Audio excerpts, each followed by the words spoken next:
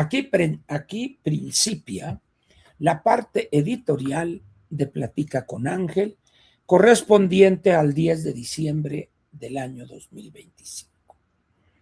El título de ella es el siguiente: ¿Seguirá por siempre este espectáculo? Y yo no digo lo destruyó fulana, no. Yo veo esto, lo que pasó el sábado y luego en meses anteriores, lo considero un espectáculo.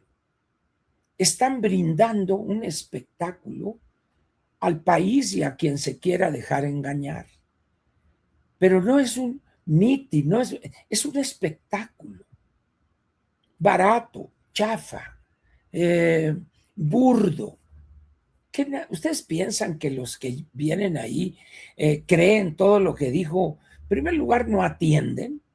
¿Qué pasó? ¿Dónde vienes tú? No, pues que yo vengo de San Felipe. Ah, hombre, sí, yo tengo una tía ahí en San Felipe. ¿Y cómo ya? ¿Y en qué autobús? No, yo me vine en el número 3. Ah, bueno, ahí nos vamos a ver ahorita y ahí nos vamos. Órale, pues. Eso es lo que platican ahí. Se van a chutar un discurso de la anticientífica. Esa mujer con esa voz no convence en las noches de Alchuita arriba, carajo. Ni eso logra, pues, con esa voz horrenda, ¿verdad? Entonces, ¿seguirá por siempre este espectáculo? ¿Y qué cosas compone este espectáculo en el que se ha convertido el segundo piso de la 4T? En cosas como esta. De repente aparece el libro de El Bulto López Obrador, Grandeza, un ladrillón de 1000 páginas, perfecto. Lo presenta él allá, sentado, todo acá, muy bien, y se empieza a calentar el ambiente con el libro. El día del espectáculo este bochornoso en el Zócalo, con decenas de miles de acarreados, y ahí se pone un stand donde venden el libro en 450 pesos. ¿Cuántos lo pudieron haber comprado? No tengo la menor idea, ni me interesa hacer una estimación. Pero de repente aparece Adán Augusto López, que nos informa que él le regaló a todos los senadores, pues no sé si 60 o 160, una cantidad tremenda de libros a cada uno, para que estos a su vez los regalen, los repartan a simpatizantes de Morena. Hasta ahí, pues no sería algo novedoso. Los arrastrados, los que quieren quedar bien, adoptan medidas de índole diversa. En este caso, un hombre multimillonario dice, pues vamos a dar tantos miles de ejemplares y con eso me voy a congraciar. Muy bien. Si las cosas las hubiese dejado hasta ahí, no habría pasado nada. Mira nomás este tarugo dando esto, pero bueno, pues es su dinero. Pero luego dice, pero eso no las pagué ni con recursos de la fracción, ni con recursos del Senado, sino con mis recursos, con mi dinero. En ese momento la gente dice, a ver, ¿de cuánto estamos hablando? Y son, creo que 167 por 128. Sacamos rápidamente la cuenta. Vamos a ver. Vamos a ver, utilities, ¿dónde estás? ¿Dónde estás? Vamos a ver. Aquí están, aquí está. Entonces dijo que fueron, creo, 167. 167 libros por 128 senadores. Eso da 21,000 libros. Ay, dice uno, ¿y este? Pero bueno. Ahorita vamos a ir quitando. El libro vale al público 450 pesos, pero por el volumen, dice, obtuve un muy buen descuento. Muy bien, vamos a suponer que se los hayan dado a 200 pesos por 200. Esos son 4,275,000. Y en ese momento los reporteros dicen, ¿de dónde sacó esos 4 millones? A ver, ¿dónde está el comprobante de que obtuvo ese ingreso? Y chinga. Entonces, eso es brindar un espectáculo barato. Ese es un espectáculo chafa, porque ni para mentir son buenos. ¿Qué necesidad tenía este fantoche de decir, bueno, el libro lo estoy leyendo, me parece un libro interesante, los datos históricos sobre la etapa prehispánica y la mentira que te eché? ¿Verdad?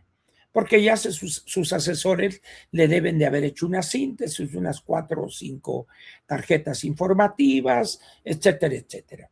Y decir, a cada senador le obsequié 2 ejemplares. Entonces ya estamos en una situación completamente diferente. Muy bien, estamos en una situación, vamos a ver, son 128 diputados por 2 libros, son 256. Por 250 pesos, vamos a ponerlo, pues son 64,000 pesos. Es razonable con un, ¿cómo se llama? Un aguinaldo de 150,000 pesos. Bueno, pues 64,000 pesos. Y ya nadie hubiera dicho nada, aun cuando les hubiera mandado cajas y cajas y cajas. Pero son brutos, son tontejos, pues. Entonces, así como ese espectáculo que brinda Adán Augusto, así hay muchos otros ejemplos donde lo único que hacen es exhibir el proyecto, cualquier cosa que signifique, del segundo piso. Ahora bien, ya hablamos de los aranceles, este ridículo peleado ahí el Partido del Trabajo, porque dijo, es un país con el cual tenemos relaciones de amistad, de apoyo, y no podemos esto y el otro. Muy bien. La pregunta aquí sería, ¿a quién le va a ser leal el Partido del Trabajo? ¿A los chinos, que son una sarta de sinvergüenzas y abusivos en materia de ventas y de corrupción y de corromper a líderes y empresarios de otros países? ¿O el interés por nuestro país? Eso que lo decida o le diluciden los militantes del Partido del Trabajo, que son 2, Alberto Anaya y su señora esposa. Bien, pero ahí les va. Hace unos cuantos días, México se vio, no voy a decir colapsado, porque sería una exageración. Claro que estaría acorde con esas visiones apocalípticas, pero no tiene sentido. Pero el país, alguna región o algunas regiones del país se vieron afectadas por bloqueos carreteros, por toma de casetas o de oficinas, lo que gusten ustedes, por parte de sectores productivos o grupos de productores en el campo, fundamentalmente por la cuestión de los precios de garantía, unos pocos por el problema de las concesiones para extraer aguas nacionales, y otros que son los traileros por el desastre que es la seguridad en las carreteras. Muy bien. ¿Alguien se acuerda de estas protestas de estos grupos? ¿Alguien se acuerda ahorita de por qué estaban ellos bloqueando carreteras? ¿Alguien se acuerda? Yo los reto a que revisen mañana los periódicos que cubrían con fotos tractores, trilladoras y acá los agricultores y ponían como lazo de cochino a Verdeguey y etcétera. Los reto a que mañana compren 2 o 3 periódicos, los que ustedes gusten, el Universal, el Reforma, el Milenio, el Financiero, el Economista, ya les dije Excelsior, 5 o 6, los que quieran, y revísenlos página por página, a ver si hay notas al respecto. Háganlo. Y se van a dar cuenta de una cosa, que ya nadie se acuerda de esas protestas. Y busquen también ahí, ya por si faltare algo, si hay notas en torno a la cosa del sombrero, lo que pasó en Uruapan, el asesinato de Carlos Manso. Háganlo. Y tampoco. ¿Quiere decir que el problema o los problemas desaparecieron? No. Lo que está diciendo esta realidad periodística es que por alguna razón, no voy a decir que la ignoro porque sé cómo masca la iguana, de ladito y despacito, la orden es: ese tema no se toca, cámbienle. Y todos le cambian, todos. Eso sí es un problema. Eso sí es un problema.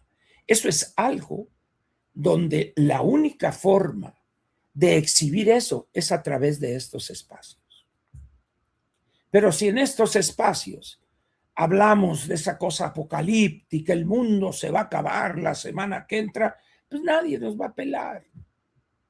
Pero si manejamos correctamente las palabras, si los podcasts de un agricultor, de un productor agrícola, pecuario, etcétera, bien dicho, bien articulado, algún dirigente político, empresarial, etcétera, el impacto es diferente.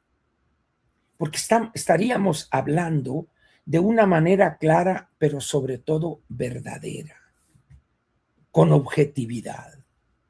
Pero un exabrupto, la cosa apocalíptica, destrozaron a la anticientífica. Ni cosquillas le hicieron, hombre, por favor. Ni cosquillas. El periodismo en México hay que tener mucho cuidado, hay que leer entre líneas, salvo honrosísimas excepciones. De tal manera, pues, que entre los libros de Dan Augusto y esto que estamos viendo de desaparecer de los espacios mediáticos, las protestas de productores, de traileros, de usuarios de aguas nacionales, etcétera. Eso en el olvido ya, en el olvido. Con la cosa ridícula, el caso de Ana Augusto, mañana pasado nadie se va a acordar ya de eso. Y ya vamos a entrar el 12, se empieza el Lupe Reyes, y ya y nos vamos, y las posadas, y hasta el año que entra. Ese es el México que hemos construido. Ahora bien, con estos ejemplos que les he dado, estos 3 ejemplos que les he dado, les hago una pregunta. ¿Tenemos remedio como país? Si no hay opciones de comunicación diferentes a esto que estamos viendo y que he mencionado, y hay muchos ejemplos, pero si no desarrollamos una comunicación objetiva, sencilla, clara, que llegue a millones de mexicanos, si no hacemos eso, este país va a seguir corriendo a altas velocidades al precipicio. Miren ustedes, es que no se puede, me dicen algunos, el otro día comentábamos este tema. Yo no sé cuántos de ustedes lean el periódico Reforma. El periódico Reforma a muchos les cae mal. Vamos a suponer que les siga cayendo mal, pero aún así yo les pediría, léanlo, por favor. Particularmente un día de la semana, el domingo. El domingo hay ahí 2 lecturas.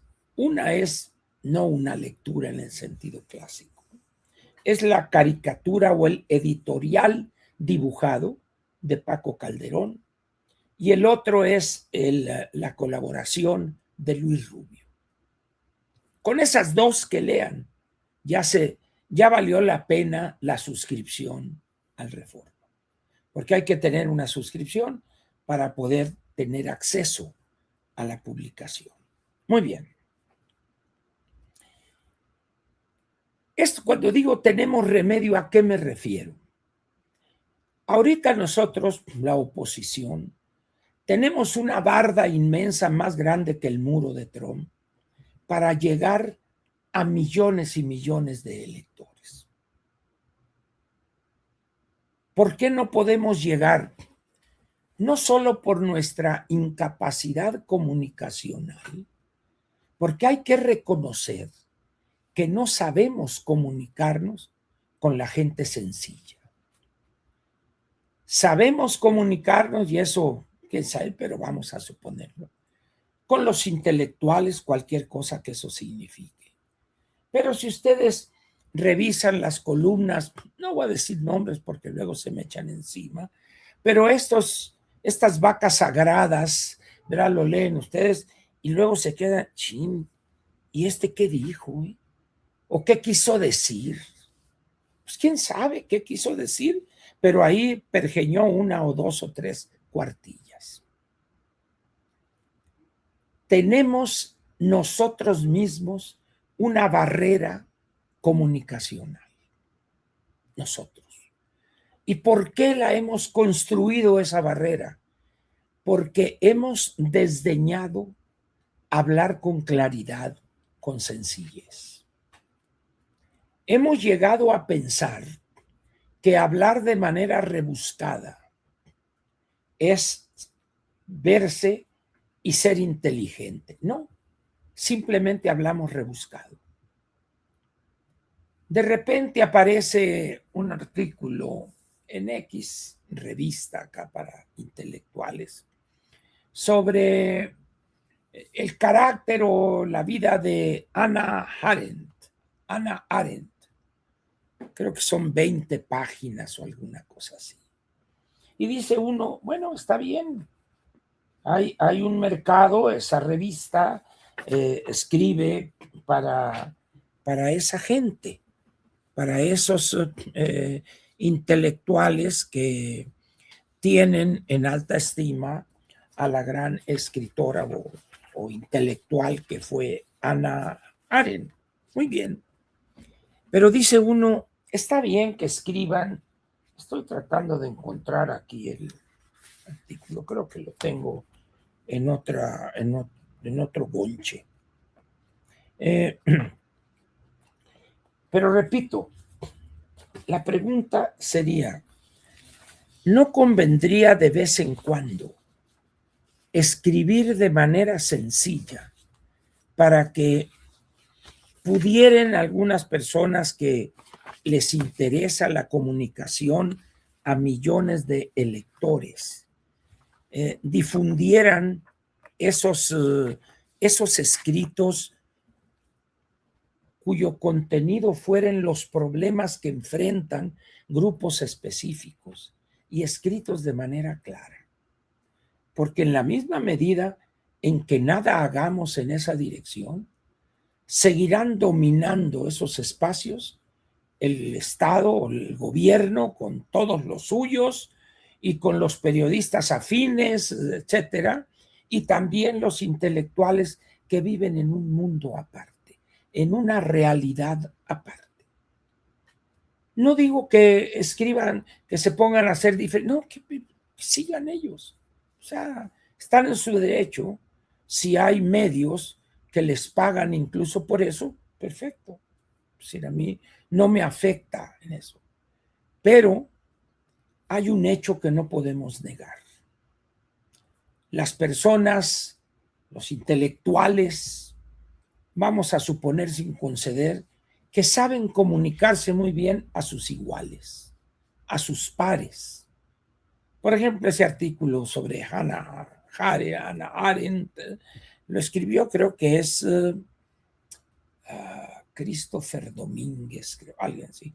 Y es evidente que personas similares a él, intelectuales de altos vuelos, les va a parecer un análisis excelente de la vida de Hannah Arendt o de su obra o de sus situaciones, etc. Eso a mí no me interesa. Bueno, sí me interesa ese tema, pero me preocupa y ocupa el buscar la forma de comunicar de manera clara y sencilla a millones de mexicanos. No sé si este espacio logre eso, pero busco siempre explicar las cosas de una manera más o menos clara, pues. A veces no lo logro. ¿Por qué? Porque, pues, de alguna manera tengo ciertos vicios en el lenguaje, que me da pena reconocerlo, pero así es. Pero en otras ocasiones sí, ¿por qué? Porque el tema lo conozco, porque he trabajado profesionalmente en esa actividad económica, etcétera. Entonces, ese lenguaje que utilizamos y que se ha extendido mucho de, la cosa exagerada, de esa cosa casi cataclísmica, ¿no? Destruyó Loretti Broso a la anticientífica. Pues se levantó al otro día igual, desayunó y sigue ahí. Pues yo no sé cómo la destruyó. Nos encanta esa forma de hablar, pero eso no funciona, pues. Eso no contribuye a elevar el nivel de conciencia ciudadana democrática, si gustan ustedes ponerlo de esa manera. Ahora bien, y como me dice un amigo, otra vez la burra al trigo, los partidos políticos. Es una de las tareas centrales de los partidos políticos y para eso el Estado les entrega un dinero de acuerdo a una fórmula que está planteada en el artículo 41 de la Constitución. Uno de sus objetivos o funciones es elevar la conciencia ciudadana. Hoy, por ejemplo, la anticientífica y los suyos, y Morena incluida, no está interesada en elevar la conciencia ciudadana. Por el contrario, lo que hacen con recursos públicos es, si tienen poquita conciencia ciudadana, aplastarla y convertir a esos ciudadanos medio principiantes, convertirlos en lacayos intelectuales, que no piensen, que nomás les den su voto. La tarea nuestra es la contraria, llevar a esos incipientes, llevarles noticias o notas o elementos noticiosos, pero dichos claramente, de manera sencilla. ¿Para qué?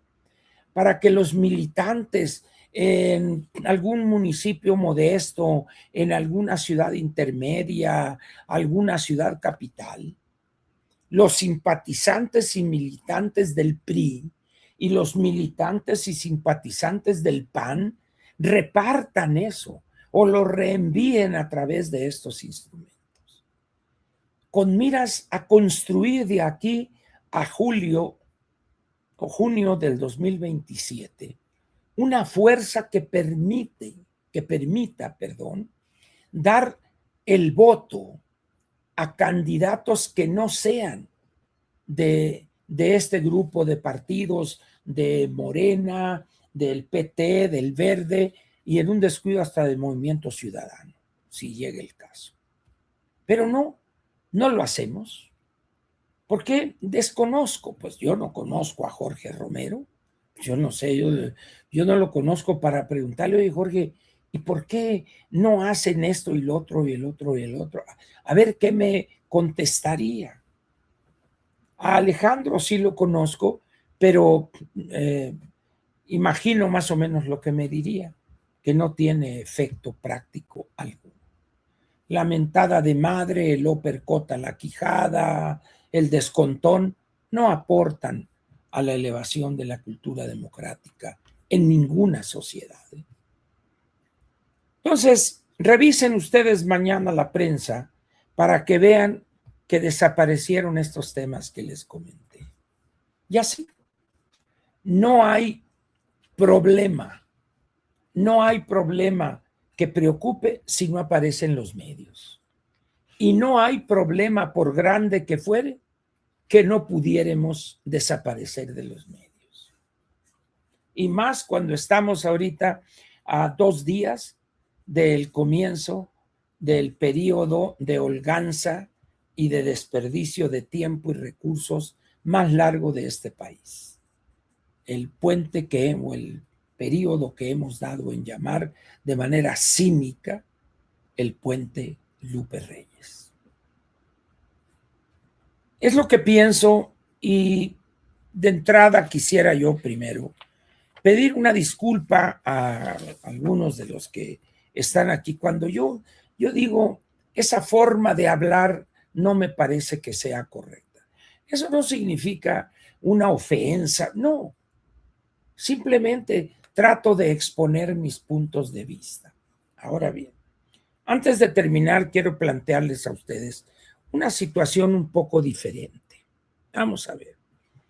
Hace algunas semanas, a raíz de que yo he estado planteando que la anticientífica podría ser desplazada del Poder Ejecutivo a los 2 años y 1 día, como lo marca la Constitución, por no haber necesidad de convocar a elecciones al haberse cumplido el primer tercio del periodo presidencial. Entonces alguien preguntó, ¿y quién piensa usted que podría sustituirla? O que podría el Congreso, convertido en colegio electoral, designar como presidente de la República. Esa fue la pregunta. Entonces yo digo, bueno, la persona que deba sustituirla o que debería sustituirla, en el caso de que se diera aquella eventualidad, debería ser una persona que supiera operar políticamente, que tuviera acceso a las fuerzas de oposición, que tuviera experiencia en la cuestión de relacionarse con fuerzas diversas de la sociedad, empresarios, intelectuales, políticos, etcétera, etcétera. ¿Verdad? Y no hay muchos, dije. Por lo pronto, el que pienso que podría ser, aun cuando no le gustaría ni a López Obrador, ni al anticientífico, ni sea, es Ricardo Monreal. Eso fue lo que dije. Y dije, Ricardo Monreal tiene en la política casi 40 años. Ha transitado del PRI al Verde, al Movimiento Ciudadano o Convergencia, creo que se llamaba, y ahora aterrizó después de estar en el Partido Trabajo y luego llega a Morena. Es una persona que por su formación priista tiene acceso al... Eso fue lo que dije, así tal cual, y ahí está. Y entonces alguien hoy pone, no, es que dice, él propuso como presidente a Ricardo Monreal, y luego el otro que también está igual de tonto que aquel, eso dijo, y luego el otro, sí, es su amigo desde siempre y todo. Señores, no soy amigo de Ricardo Monreal, no soy amigo de él. Me lo encontré la primera vez cara a cara en un programa que fue a intervenir allá con Carlos Alarraqui. Y se le planteó ahí que interviniéramos, creo que Jorge Lozano y yo, y él se negó. Ahí, perfecto, está en su derecho. Y luego a la salida estaba alguien, tomó una foto y estamos ahí, y luego él puso mi amigo, mi gran amigo, pero no soy amigo de él. Pero esa forma de decir mi amigo es una forma de hablar clásica de los políticos tradicionales, ¿verdad? Pero ¿a qué me refiero con esto? Otra vez, a hablar desde la más profunda de las ignorancias. Sí, a mí no me afecta que diga, no, es que siempre ha defendido a Monreal. Pues no es cierto, no me afecta en eso. Pero lo que sí me preocupa es que haya gente que hable sin informarse previamente. Ahora, yo les digo a todos esos que escribieron esas mentiras y babosadas, Vamos a suponer que se dé esa situación. 2 años, un día, se enferma y vas para afuera, agarra tus tilichis y a ver, chuita arriba, llévate esos 3 trajes, todos guangos que te quedan y vamos para afuera. Y a ver, señores, el Congreso, y yo les pregunto a esos y a otros que piensen de manera similar, ¿quién piensan ustedes? ¿Quién que podría ser presidente sustituto en las condiciones que está el país? Órale, emitan opiniones, analicen si es que tienen capacidad analítica. A ver, pero no la cosa es que Verdugo siempre ha sido amigo de Monreal. Señores, si yo hubiera sido amigo de Monreal de siempre, no estaría aquí, señores, hombre, no digan babosadas. Entonces, ¿quién? Vamos a hacer un ejercicio ahorita. ¿Quién les gusta? ¿Andy? ¿En verdad hay una persona que tenga 2 dedos de frente que piense que Andy puede ser el presidente sustituto? ¿O quién les gusta? ¿Adán Augusto? Denme más nombres o piénsenlos por allá y van a ver que no es tan fácil encontrar a alguien. Rosa Isela, Mario Delgado, por favor. Omar García Harfuch, no lo dejarían. Es decir, la política es una actividad seria que requiere estudio, lecturas, análisis para poder emitir un juicio soportado en argumentos. ¿Por qué dije yo en ese momento Ricardo Monreal? Porque si bien a él yo no lo conozco, pero conozco su historia.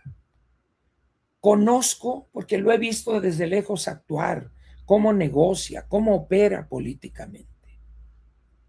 Esa es la razón, porque considero que el próximo presidente, cuando chispemos a los 2 años un día la anticientífica, tiene que ser un excelente operador político que convoque a la oposición, a los partidos de oposición, a los líderes de la oposición.